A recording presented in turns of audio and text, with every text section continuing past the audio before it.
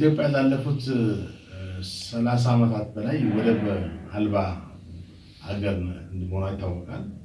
አንተ 1983 ኢህአዴግ ከገባ ጀምሮ ያሉን ወደቦች በኤርትራ ስትገነጠል አብረው ሂደዋል። ነገር ግን ኢትዮጵያ ወደብ እንደሚያስፈልጋት በአሁኑ ሰዓት ምንም ጥርጥር የለውም። ምክንያቱም ይሄን ያክል ህዝብ ይዛ ወደብ አልባ ወይም ላንድ ሎክ በጣም አስቸጋሪ ነው። የህዝባችን ቁጥር በየጊዜው የጨመረ ፍላጎቱም ያን ያክል ያደገ አገሪቷ ወደብ አልባ በዚያ በኩል ስትሆን ለእድገቷ ወይም እያካሄደች ላለችው ኢኮኖሚያዊ እድገት ትልቅ ደንቃራ ነው የሚሆነው። የቀድሞ ጠቅላይ ሚኒስትር አቶ መለስ ኢትዮጵያ ወደብ አልባነቷን ተነስቶ ለቀረበላቸው ጥያቄ ብዙ ወደብ የሌላቸው ሀገሮች አሉ፣ ምንም የሚገርም አይደለም እና ኢትዮጵያ ያለ ወደብ ትኖራለች፣ አንድ ሀገር የግድ ወደብ አያስፈልገውም ለእድገት የሚል በጣም የተሳሳተ ምላሽ ነበር የሰጡት። ግን እሳቸው እንደዚህ ቢሉም እንግዲህ ወደብ የሌላቸው ሀገሮች ምን ያክል ህዝብ አላቸው ብለን ስንመለከት ኦልሞስት 1 ሚሊዮን እንኳን የህዝብ ቁጥራቸው 1 ሚሊዮን በታች ነው።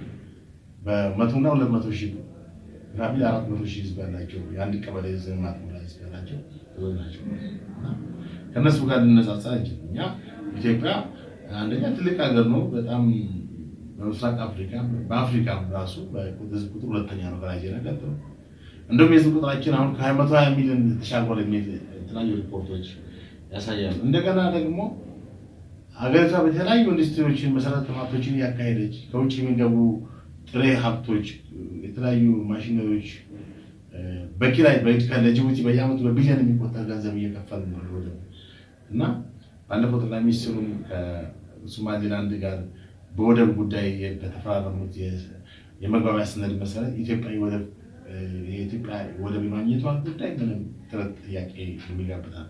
ይሁንና የአሰብ ወደብን እንዴት ያለ ጦርነት ከኤርትራ እናገኛለን የሚለው መሰረታዊ ጥያቄ ነው። ዛሬ አሁን ሰሞኑን አንዳንድ ሚዲያዎች ሲያናፍሱ የነበሩት ወሬ ያለ ኢትዮጵያና ኤርትራ ወደ ጦርነት ይገባሉ። እንግዲህ ወደ ጦርነት የሚያስገባን ነገር የለም በእኛ በኩል ብለን አስባለን። በእኛ በኩል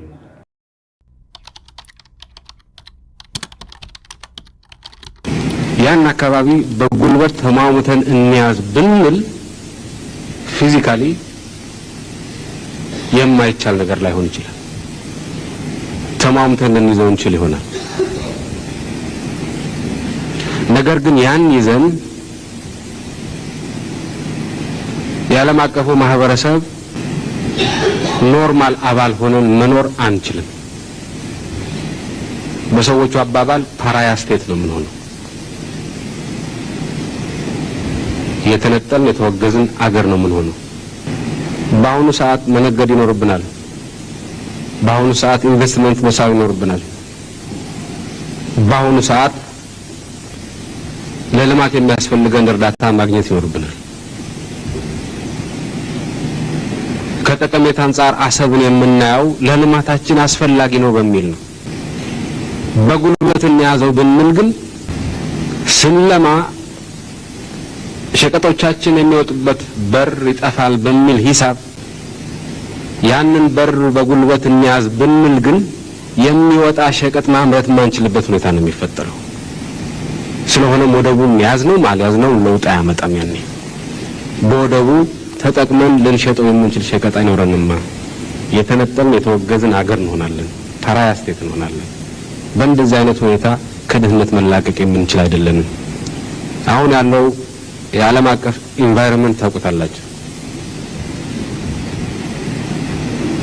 ዓለም አንድ መንደር የሆነችበት ሁኔታ ነው። ከዚህ ዓለም አንድ መንደር ከሆነችበት አካባቢ ተነጥለናል፣ ማርጂናላይዝድ ሆነናል ተብሎ ነው በአፍሪካ ደረጃ ቦታው የሚለቀቀው። ግሎባላይዝድ ከሆነው ኢኮኖሚ ተጠቃሚ መሆን አለብን፣ መሳተፍ አለብን፣ መግባት አለብን እየተባለ ነው የሚነገረው። ከዚህ የባሰው ነው የሚያራርቀን፣ ተጠቃሚ እንዳንሆን የሚያረገን ወደብ ምን ነው የሚጠቅመን በጉልበት እስከሆነ ድረስ። ስለዚህ ያን አካባቢ በጉልበት መያዝ ከመርህ አኳያ ያስኬዳል አያስኬድም ለጊዜው ብንቶ ከጥቅም አንፃር ያስኬዳል አያስኬድም ብቻ ብናይ የሚጠቅመን አይደለም። ጨርቃ መረት ያን አካባቢ በጉልበት ይዘን በአካባቢው እንዳሉት የመንደር ጎረምሶች በጉልበት እንኖር ብንል እነሱ የደረሰባቸው ዕጣ ነው እኛ ላይ የሚደርሰው። አንድ ባህር ተሻግረን አንድ ትልቅ ጎረምሳ አለ የዛሬ 10 ዓመት የአካባቢው ነገር ለመንጨት የፈለገ እስካሁን ድረስ በምን ሁኔታ ላይ እንዳለ ሁላችሁም ታውቃላችሁ። ያው ማአት ዘይት ያለው አገር በረሃብ እየተጎሳቆለ ነው። ስለዚህ ለአሰብ ብለን ድህነትን መንጋበዝበት መነጠልን መንጋበዝበት ምክንያት ሊኖር አይችልም በጉልበት እስከሆነ ድረስ። ሌላው ጥያቄ የጉልበቱን ነገር እንተው። የመንደር ጎረምሶች አይደለንም። በህግ የምንገዛ ሀገር ነን። በህግ የመገዛት ባህል ያለን ሀገር ነን። ጎረምሶችን ስንቃወም የነበርን ሀገር ነን። ስለዚህ በህጉ መሰረት ብቻ ነው የምንሄደው። በህግም ቢሆን የዓለም አቀፍ ህግ ይፈቅድልናል። የባህር በር እንድናገኝ የዓለም አቀፍ ህግ ይፈቅድልናል በሚል ሂሳብ የሚወጣ ክርክርም ይኖራል። በእኔ እምነት ይሄ ተገቢ ክርክር ነው። የዓለም አቀፍ ህግ በእርግጥም ላንድ ሎክ የሆኑ ሀገሮች የባህር በር የማግኘት መብት እንዳላቸው፣ የማግኘት መብት ሲባል በኃይል የመያዝ ወይም በባለቤትነት የመያዝ ሳይሆን በወደቦች የመጠቀም አክሰስ ቱ ዘ ሲ የማግኘት መብት እንዳላቸው በማያሻማ ሁኔታ ተደንግጓል።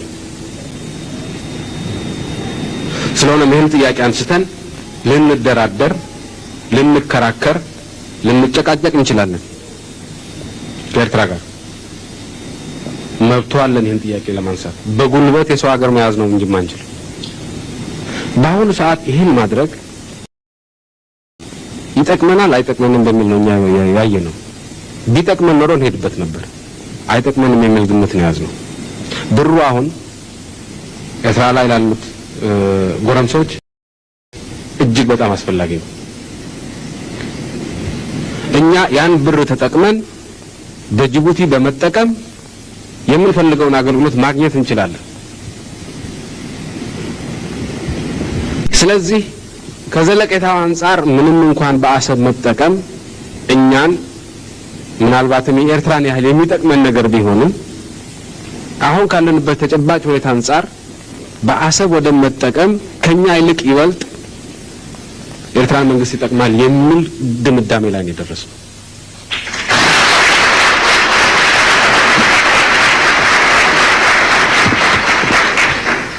ስለዚህ በኤርትራ የሚኖረው ሁኔታ ለዘለቄታው የሚመች እየሆነ እስኪሄድ ድረስ ይህን ጥያቄ በእንጥልጥል ብናቆየው ይሻለናል ነው ያልነው። የባህር በር ለኢትዮጵያ ያስፈልጋል አጀንዳችን ሊሆን ይገባል ብሎ የብልጽግና መንግስት በመቀበሉ በጣም አመሰግናለሁ። ደስ ይለኛል፣ አጨብጭብለታል። ዛሬ በሆነም ምክንያት የባህር በር ጥያቄያችን ሊሆን ይገባል አጀንዳችን ሊሆን ይገባል ብሎ ይሄ መንግስት መቀበሉን ቅንጣት ያህል አልቃወሙም ማለት ነው። ደስ ይለኛል፣ እደግፋለሁ። እዚህ ላይ ችግር የለብንም። እንደውም እኔ የማምነው የውጭ ጉዳይ ፖሊሲያችን አካል መሆን አለበት። የውጭ ጉዳይ ፖሊሲያችን አካል ሆኖ ታክቲክ ስትራቴጂ እየወጣለት ከትውልድ ትውልድ እየተቀባበለ የሚሄድ አጀንዳ መሆን አለበት። በዛ ደረጃ መሰራት አለበት ብዬ ነው ማለት። ስለዚህ መቀበሉን አጀንዳውን መያዙን እደግፋለሁ እንጂ አልቃወምም። መንግስትንም ማመስገን ካለብኝ በዚህ ረገድ አመሰግናለሁ። ታንኪው መንግስት ይሄን በመቀበል 27 ዓመት ሙሉ አንቀበልም ብለው ብዙ ፍዳ አይተናል።